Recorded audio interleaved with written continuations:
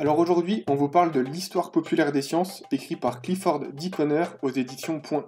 C'est un bouquin terrible pour déconstruire les grands mythes scientifiques.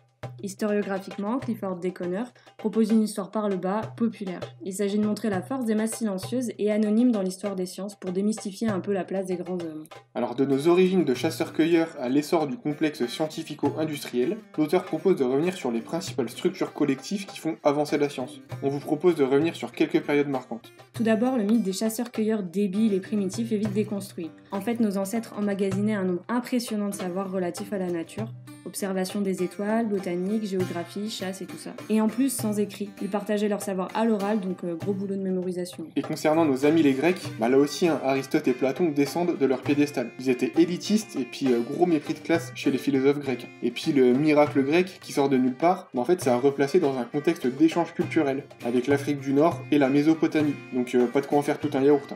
Et en plus, ce mythe du miracle grec, il a été bien instrumentalisé par les idéologies suprémacistes, et est encore aujourd'hui à la source de notre européocentrisme. Et que seraient les grands navigateurs comme Magellan et Cook sans les savoirs de leurs équipages et la force collective des marins. Leur découverte eut également des conséquences humaines et géopolitiques majeures. La traite négrière en est le meilleur exemple. Bah ouais, l'essor des États-Unis est fondé sur l'exploitation des Amérindiens et des esclaves africains.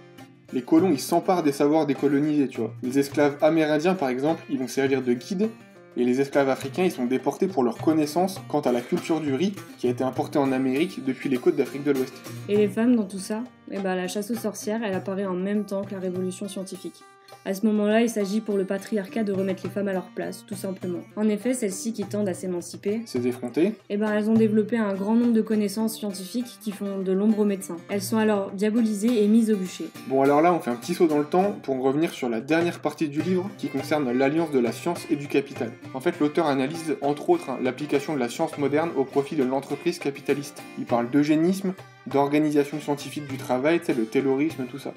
Et il souligne également le rôle des guerres dans les avancées scientifiques, dans lesquelles les expériences sur les cobayes humains se multiplient. Bref, ça sert à rien de glorifier les grands découvreurs et le soi-disant progrès. Cette histoire des grands à la Stéphane Bern, D'ailleurs, on a fait une vidéo sur lui. ça masque le rôle des masses silencieuses fondamentales à comprendre dans l'histoire des sciences.